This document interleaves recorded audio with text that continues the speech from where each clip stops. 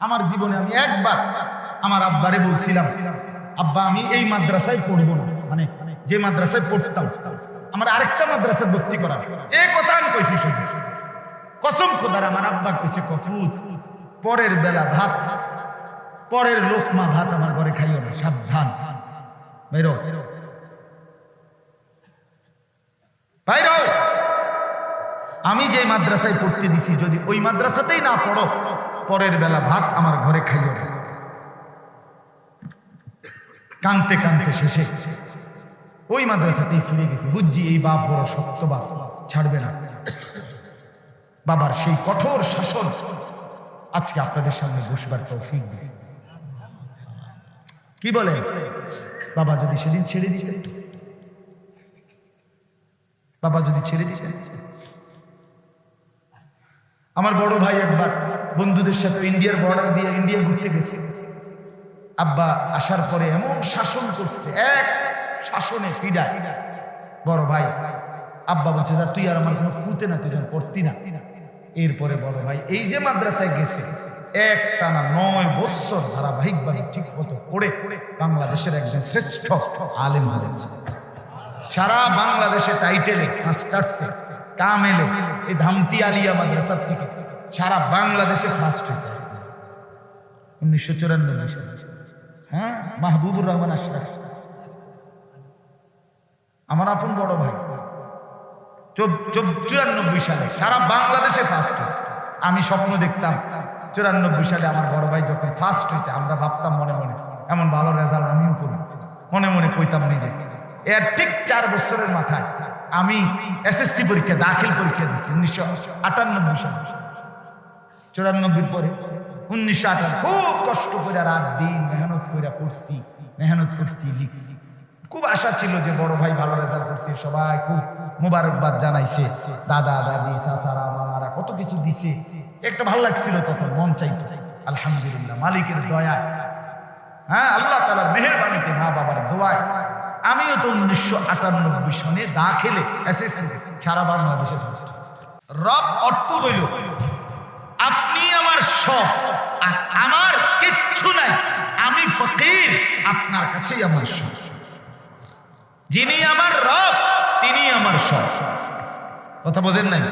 একটা গজল আছে, আল্লাহ আমার রব, এই রবই আমার সব, এই রবই আমার সব। তো ইব্রাহিম আলাইহিস সালাম বলতেছে, রব্বানা, হে আমার রব, ইন্নী আসকানতু, আমি রাখলাম, মিন যুররিয়াতি, আমার স্ত্রী সন্তানকে, বিওয়াদিন, এমন একটি উপত্যকায়, পাহাড়ের পাশে এমন একটি সমতল ভূমিতে রেখেছি, গায়রে জি জারইন, যেখানে একটি গাছ, উৎপন্নজাত কোনো গাছ, বৃক্ষ, তরু লতা ঘাস মাটির থেকে উৎপন্ন হওয়ার মতো কিচ্ছু।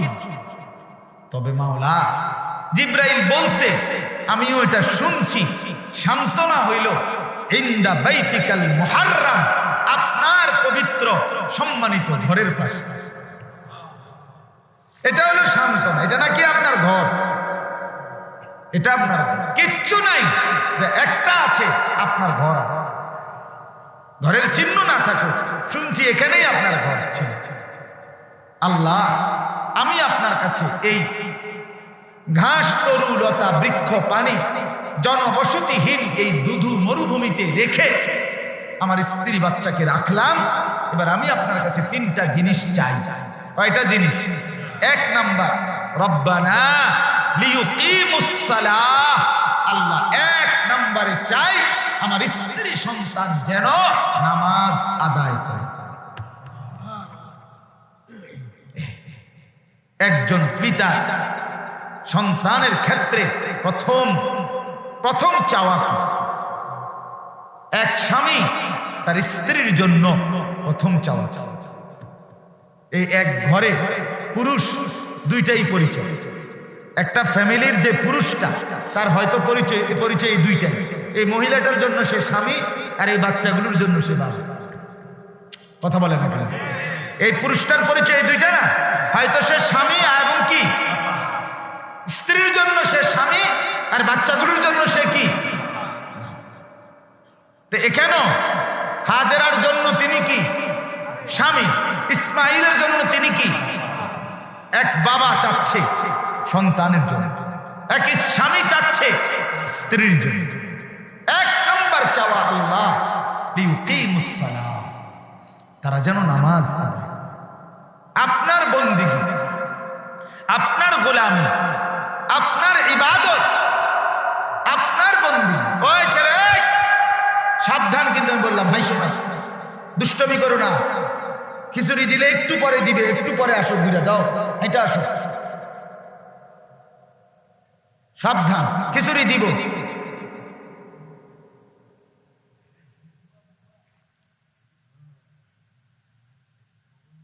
অসুবিধা নেই, অসুবিধা হয়েছে মানে সবে বোবা, ঠিকই কইছে, মানে যারে জামেলাম হেতে বোবা। রব্বানা লিউকিমুস সালাহ,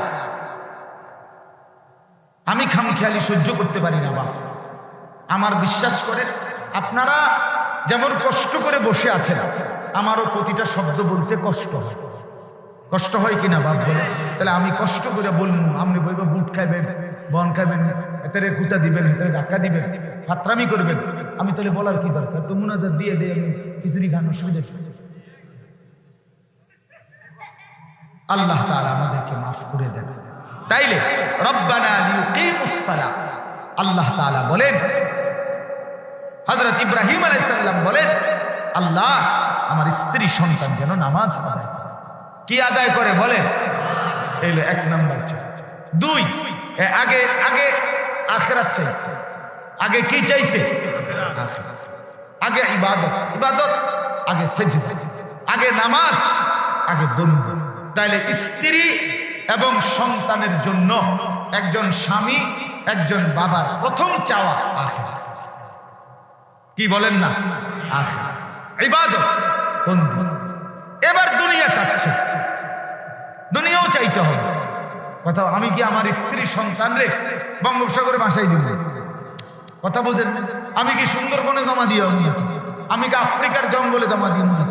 দুনিয়াও চাই, কিন্তু আগে কি? এরপরে বলছে ফাজআল আফইদাতাম মিনান নাস তাহবি ইলাইহি। আল্লাহ আশেপাশে কত মানুষ কত জায়গায় যাযাবর। আরব দেশে তখনকার নিয়ম এটাই ছিল, মানুষ যাযাবরের মতো আপনার ঘুরতো, এক জায়গার থেকে আরেক জায়গা ভাল লাগলে ওই জায়গার মধ্যে বসতি করত। হ্যাঁ, এর ওই যে বেদে সম্প্রদায়, তারা দেখেন না বিভিন্ন জায়গায় গিয়ে গিয়ে কি করে, যাযাবর গোষ্ঠীর মতো তারাও কিন্তু কিছুটা বেদে, এখন কিছুটা বেদেরাও আধুনিক হচ্ছে। বেদেরাও এখন বিভিন্ন জায়গার মধ্যে জায়গা টায়গা কিনে একদম সেটেল হয়ে যেতেছে, থাকতেছে। আমি আপনার ওই চান্দিনার পরে মাদাইয়া একটা বিশাল বেদে এলাকা আছে, ও বেদে এলাকার 90% জন আমার মহব্বত। আমি ওদের এলাকায় মাহফিল চালু করছি এই বেদেদেরকে নিয়ে, বুঝছেন? আমি প্রথম চাঁদা দিছি, দিয়ে এরপরে মাহফিল চালু হয়েছে। এখন মাহফিলও হয়। বেদেদের একটা লোক তাবলিগে গিয়ে একজন লোক 3 দিনের জন্য এই যে বদলাইছে, এখন ওই বেদে বাইদ্যা 40 জন নারী মাস্তুরাতে সময় লাগাচ্ছে, 70 জনের মতো পুরুষ চিল্লার সাথে বাইদ্যা সবাই। আমার নিজ হাতে আমি বেদেদের 3টা ছেলেকে হাফেজ কোরআন হইছে পাগড়ি মাথা দিয়েছে বাইদ্যার সাথে। বিশ্বাস করে। এখন আবার গত 2-3 দিন আগে ওই ইলেটগঞ্জের ওদিকেও একটা বেদে এলাকা আছে, তারা আইসে একটা মাহফিল দিতে। আমি আমনে করো মাহফিল, হ্যাঁ নো মা এই পিছিয়ে পড়া জনগোষ্ঠী তারা, ঠিক কিনা বলেন না? এরা মানুষ, এরা মানুষ কিনা বলেন? অবশ্যই মানুষ। আমি বেদেদেরকে প্রথম বলছিলাম প্রথম মাহফিলে যে আপনারা যারা সাপের খেলা দেখেন, আপনারা মুসলমান, আপনারা ভেবে দেখেন, আপনারা ইমানদার, আপনারা ভুলে গেছেন দীর্ঘদিন দিন চর্চা না করতে করতে ভুলে গেছে। আপনাদেরই মতো এক সময় পূর্বপুরুষে এই সাপুরে মুসা আলাইহিস সালামের জাদুর সামনে, তাদের জাদুর সামনে মুসার লাঠি আল্লাহর কুদরতে যখন মুজিজা হয়ে সাপ হয়ে এই সমস্ত সাপুরেদের সাপের খেলা এগুলা যখন গিল্লা ফেলছে ফেরাউনের সাপুরেদের, তখন ওই সাপুরেরা সবাই 70,000-এর মতো হযরতে মূসা আলাইহিস সালামের সামনে সিজদায় পড়ে আল্লাহর কালেমায় বিশ্বাসী হয়েছে। হ্যাঁ, তারা এত খুশি হয়েছে, কাও ঠিকই দেখে এই কথা তো শুনছি কি এইভাবে তো খেয়াল করে নেই। এই জন্য বললাম ফাজআল আফইদাতাম মিনান নাসি তাহবি ইলাইহিম, আল্লাহ কিছু মানুষকে, আপনি আশেপাশে বিভিন্ন জায়গায় থাকতে পারে যা যাবত, অল্প কিছুই হোক, কিছু মানুষকে আমার স্ত্রী সন্তানের কাছে বিরায়া দিয়ে এখানে আনায় দিয়েন, বসতি করায় দিয়েন, যেন ওদের সাথে মিলে মিশে আমার স্ত্রী সন্তান দুনিয়ার জিন্দেগিটা চালাইতে থাকে। এলো 2। 3 নাম্বার, এবার রিজিক চাইছে, রিজিক খাদ্য পানীয়, এটাও তো লাগবে না। এবার 3 নাম্বার এটা বলছে ওয়ারযুকহুম মিনাত তামারাত, আল্লাহ ফল ফলাদি দিয়ে, ফলমূল দিয়ে আপনি তাদেরকে রিজিক দিন। এবার 3টা একসাথে করে বলছে আল্লাহ, 1 নম্বরে চাইছি স্ত্রী সন্তানের ইবাদত, 2 নম্বরে চাইছি কিছু মানুষ যেন আসে তারা মিলে মিশে যেন থাকতে পারে, 3 নম্বরে চাইছি কিছু রিজিক ফলমূল দিয়ে। এই সবটা কেন চাইলাম? কেন চাইলাম? দুনিয়া ভোগ করার জন্য না, লাআল্লাহুম ইয়াশকুরুন, এরা যেন আমার স্ত্রী সন্তান, এরা যেন আপনার শুকর, আপনার কৃতজ্ঞতা আদায় করতে, খাইয়েও যেন আপনাকে ডাকে, মানুষগুলো পেয়েও যেন আপনাকে ডাকে, সেজদার মাধ্যমেও যেন আপনাকে ডাকে। শুধু খাবে আর ফুর্তি করবে, এই জন্য বিল্ডিং, এই জন্য দালান, এই জন্য খাট পালং সোফা ফার্নিচার বানায় দিয়ে গেলাম। জিফু, এই বউ বাচ্চা, আমি আর বেশি দিন বাঁচবো না, তোদের জন্য খাট পালং সোফা ফার্নিচার দালান বিল্ডিং দিয়ে গেলাম। এই ঘরে বৈশা তোরা সোফার মধ্যে বৈশা রঙিন টেলিভিশনে নাচ গান নর্তকীর ছবি দেখবা। প্রত্যেক রুমে খাট দিয়ে গেলাম, খাটের মধ্যে সোফা, আরে লেফ কম্বল বালিশ দিয়ে গেলাম, এগুলোর মধ্যে শুয়ে শুয়ে সারা রাত মোবাইলে উলঙ্গ ছবি দেখবা, আর মেয়েটা অন্য ছেলের সাথে কথা বলবা, আর স্ত্রী তোমার জন্য ড্রেসিং টেবিল দিয়ে গেলাম, শুধু এখানে বসে বসে সাজগোজ করবা। আমি কবরের দিকে রওনা দিলাম, তোমার ঘরে সব দিয়ে গেলাম। এই তো দৃশ্য,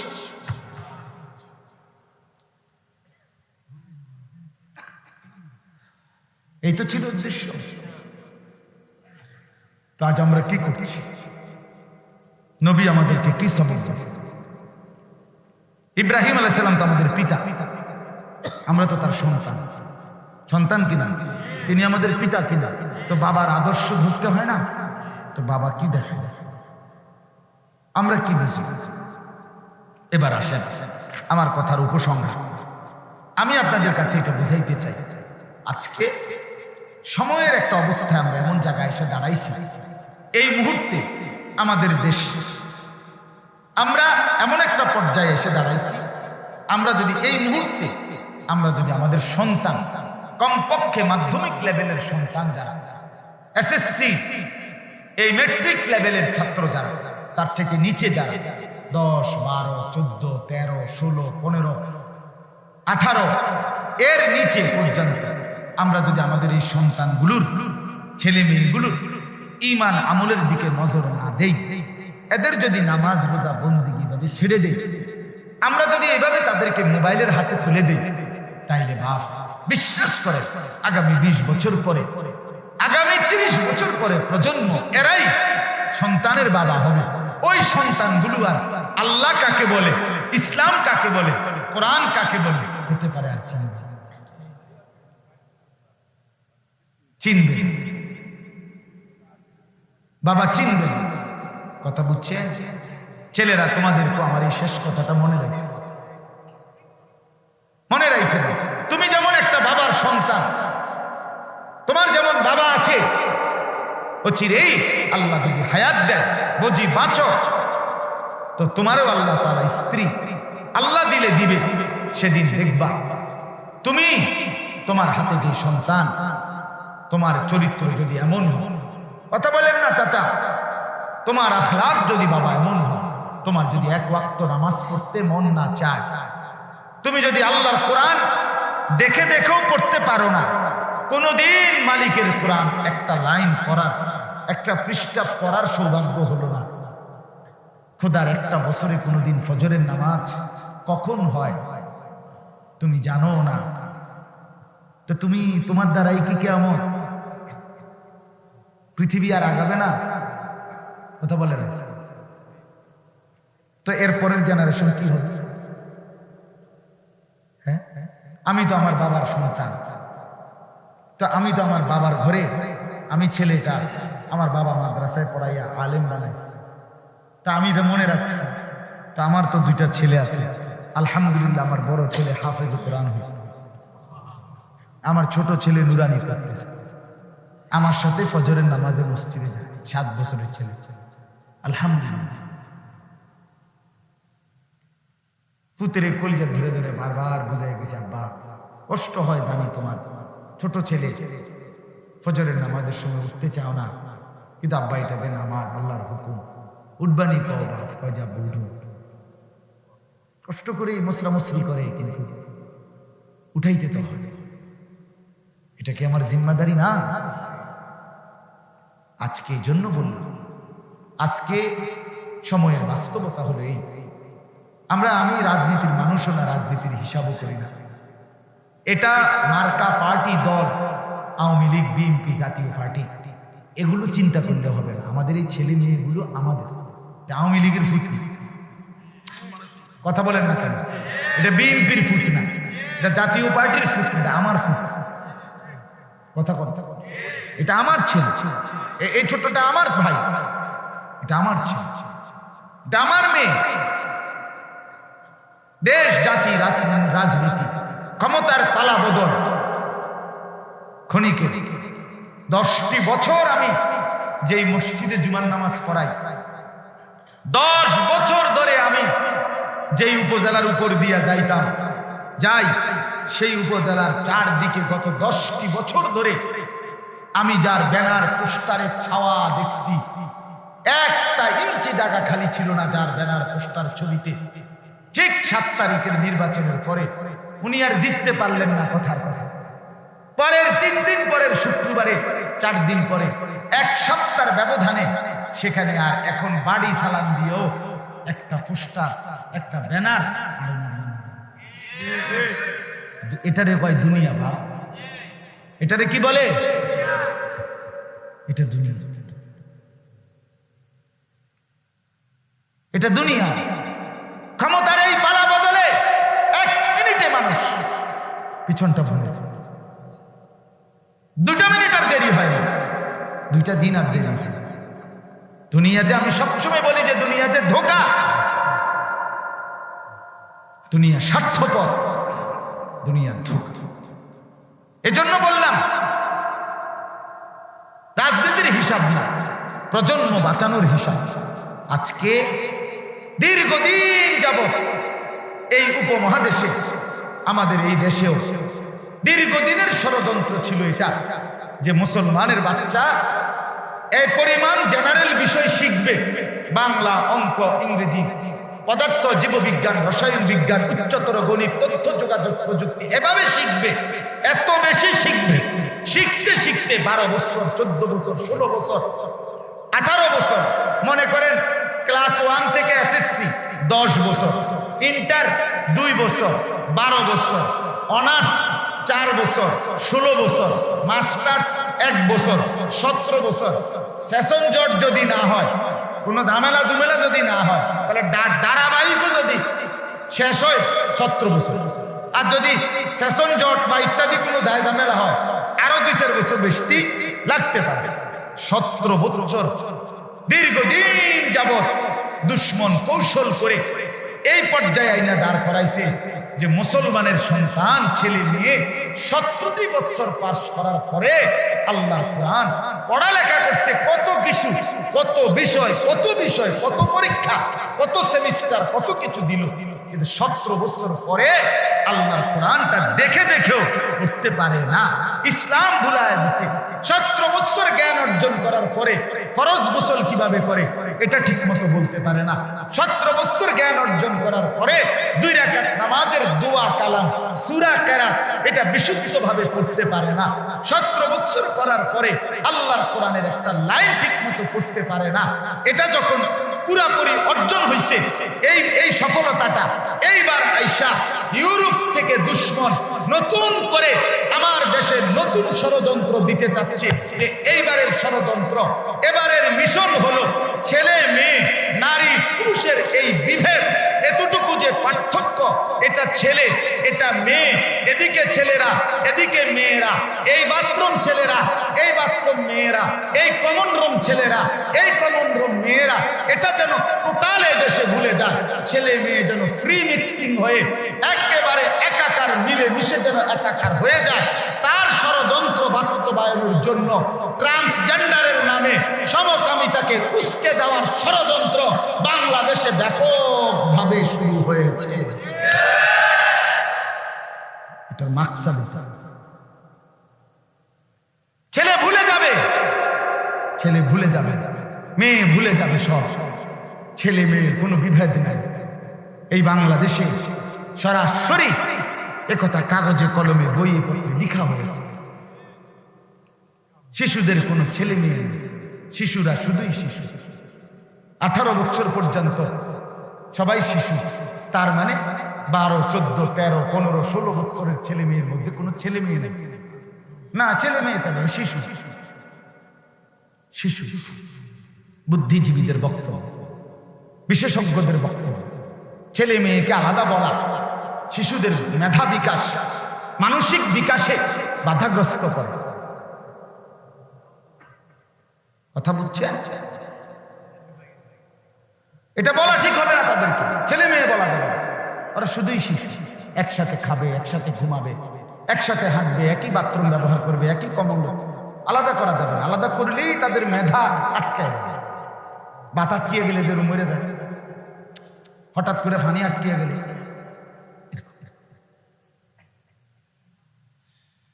এমনিতে শুধু কেবল এক মোবাইলের সহজলভ্যতা, মোবাইলের অস্থিরতা, নারীর ছবি, জিনা ব্যভিচারের দৃশ্য অবাধে দেখার সুযোগ পাওয়ার পরে সন্তানের অবস্থা যদি হয় এমন, তখন কোথায় গিয়ে থাকবে?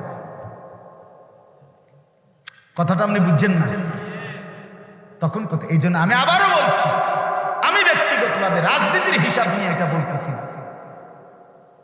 রাজনীতির মাথা ব্যথা না আমার মাথা ব্যথা হলো প্রজন্ম নিয়ে। প্রজন্ম ক্লাস 7-এর বাচ্চাকে হিজড়াও চিনাইতে হবে, ট্রান্সজেন্ডারও চিনাইতে হবে। এটার এত দরকার হয়ে গেল। ক্লাস 7-এর বাচ্চা কি 30 বছরের ছেলে? তারে চিনাইতে হবে, তারে বুঝাইতে হবে কেন? তাকে বুঝাইতে হবে কেন? এদেশে যদি হিজড়াদের জন্য সবার এত দরদি হয়ে ওঠে, তো এদেশের সমস্ত প্রতিষ্ঠানে, এদেশের সমস্ত কর্মক্ষেত্রে একজন একজন করে হিজড়া নিয়োগ দেওয়া হোক, তাইলে তো হইল। কথা বলেন না কেন? যে বুদ্ধিজীবী, পণ্ডিত, গবেষকরা, বিশেষজ্ঞরা মানুষকে বলতেছে, এখন প্রতিদিন বিবৃতি দিতেছে, আমরা সংবেদনশীল হওয়া দরকার, হিজড়াদেরকে টেনে আনা দরকার। তোর ঘরে একজন হিজড়া জায়গা দে, তোর ঘরে একজন রাগ, অসুবিধা কি? প্রত্যেক বুদ্ধিজীবীর ঘরে একজন একজন হিজড়াকে আশ্রয় দে, তোর ছাদের নিচে থাকুক। কমপক্ষে তোমার সিঁড়ির ঘরে, তোমার বিল্ডিং এর নিচে নিচতলায় যদি একটা রুম বানায় দাও, যে তোকে খানা পিনা সবকিছু আমি দিলাম, তুই, আমি সংবেদনশীল। তুমি উদাহরণ দেখাও, পণ্ডিতি মারো, শুধু আমগরে কর। হ্যাঁ, আমগরে বুঝাও। জনগণ কি? জনগণ তুমি না? কথা বলেন না কেন? এদেশের এলিট পার্সন যারা, তারা জনগণ না? তাহলে আমি জনগণ হইলে আপনি জনগণ না? আমি বুঝা দরকার। উগ্র ধর্মান্ধ আমরা, আমগর জন্য শব্দ বানাইছি। আমরা হুজুর, মোল্লা, মুন্সিরা না বুঝে চিৎকার করছি। আমরা বুঝতেছি না, ওনারা বুঝতেছে। আমাদেরকে বলছে উগ্র ধর্মান্ধ। আমরা ধর্মের নামে অন্ধত্ব, আপনাদেরকে আমরা অন্ধকারে ঢেকে দিচ্ছি। আমরা উগ্র, আমরা উগ্রতার কি করলাম? কথা বলেন না কেন? আমাদের ছেলেরা বুঝি এভাবে চলতে চাইবে। আপনারা বলেন এটা কি কথা? মুসলমানের বাচ্চা তোমরা ভাই বলো না, তোমরা বলো, তুমি কি এক ওয়াক্ত নামাজ পড়া তোমার উচিত না? ছেলেরা বলো না বাপ, তুমি ভোটার আইডি কার্ডে লেখো নাই তোমার ধর্ম ইসলাম, তুমি জন্ম নিবন্ধন সনদে লেখো নাই তোমার ধর্ম ইসলাম, তুমি পাসপোর্টে লেখো নাই তোমার ধর্ম ইসলাম, তো তোমার ইসলাম কোথায়? আপাদমস্তক। মুসলমান কি তাকে বলে যে পেশাব করে পানি নেয় না? মুসলমান কি তাকে বলে যে কোনোদিন ফজরের নামাজ পড়ে না? মুসলমান কি তাকে বলে যে 30 বছর সুদ খায়? মুসলমান কি তাকে বলে যে মিথ্যা বলে? মুসলমান কি তাকে বলে যে মেয়েটা কোনোদিন পর্দা করে না? এটা মুসলমানের বৈশিষ্ট্য?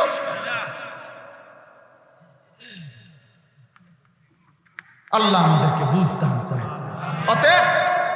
অতএব উলামায়ে কেরাম অন্যায়ের বিরুদ্ধে, অপসংস্কৃতির বিরুদ্ধে, মিথ্যার বিরুদ্ধে প্রতিবাদ একদিনও বন্ধ করবে না ইনশাআল্লাহ, কোনো বন্ধ হবে না, সোজা হিসাব। অতএব আমি অনুরোধ করছি, আপনারা বাবারা আছেন বলে আমরা গ্রামের মানুষ, আমরা বুঝি না, না আপনি সব বোঝেন মিয়া। গ্রামের মানুষ দেখে আপনি গরুর গোশত চিনেন না? কথা কন না কেন? গ্রামের মানুষে আপনি আশার গোশত, মুরগের গোশত চিনেন না?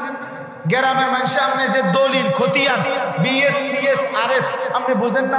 আপনি কিতা বোঝেন না? আপনি বেড়া বুঝেন, বেড়ি বুঝেন, টাকা বুঝেন, পয়সা বুঝেন, 500 টাকার নোট চিনেন, 1000 টাকার নোট চিনেন। আখিরাতের কথা বললেন না, আমরা গ্রামের মানুষ, দিন আইনা দিন খাই, কোন রকম খাইয়া উঠতালাম। হ্যাঁ, এই সমস্ত সিহন কথা বললে হইব? আমার বাচ্চা বাঁচাইতে হবে না? কথা বলেন না কেন? এটা আমার সন্তান না, এটা আমার ছেলে না। আমি তো কত সময় বলছি, আপনারা অনেকে শুনছেন হয়তো।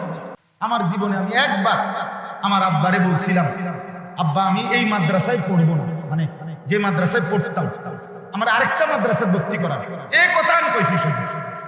কসম খোদার আমার আব্বা কইছে, কফুত পরের বেলা ভাত, পরের লোকমা ভাত আমার ঘরে খাইও না, সাবধান, বাইরো বাইরো।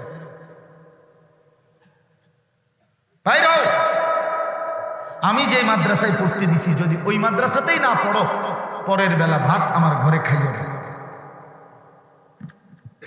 কানতে কানতে শেষে ওই মাদ্রাসাতেই ফিরে গেছি। বুঝছি এই বাপ বড় শক্ত বাপ, ছাড়বে না।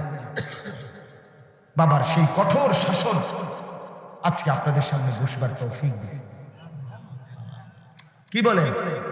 বাবা যদি সেদিন ছেড়ে দিতেন, বাবা যদি ছেড়ে দিতেন। আমার বড় ভাই একবার বন্ধুদের সাথে ইন্ডিয়ার বর্ডার দিয়ে ইন্ডিয়া ঘুরতে গেছে। আব্বা আসার পরে এমন শাসন করছে, এক শাসনে পিডায়। বড় ভাই আব্বা বলছে, যা তুই আর আমার কোনো ফুতে না, তুই যেন পড়তি না। এরপরে বড় ভাই এই যে মাদ্রাসায় গেছে, একটানা 9 বছর ধারাবাহিকভাবে ঠিক মতো পড়ে বাংলাদেশের একজন শ্রেষ্ঠ আলেম হয়েছে। সারা বাংলাদেশে টাইটেলে, মাস্টার্সে, কামেলে, এই ধামতি আলিয়া মাদ্রাসার থেকে সারা বাংলাদেশে ফার্স্ট হয়েছে 1994 সালে। হ্যাঁ, মাহবুবুর রহমান আশরাফ আমার আপন বড় ভাই 94 সালে সারা বাংলাদেশে ফার্স্ট হয়েছে।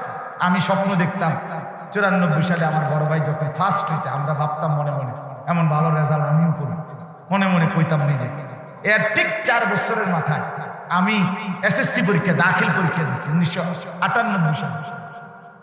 94 পরে 1998 খুব কষ্ট করে রাত দিন মেহনত করে পড়ছি, মেহনত করছি, লিখছি।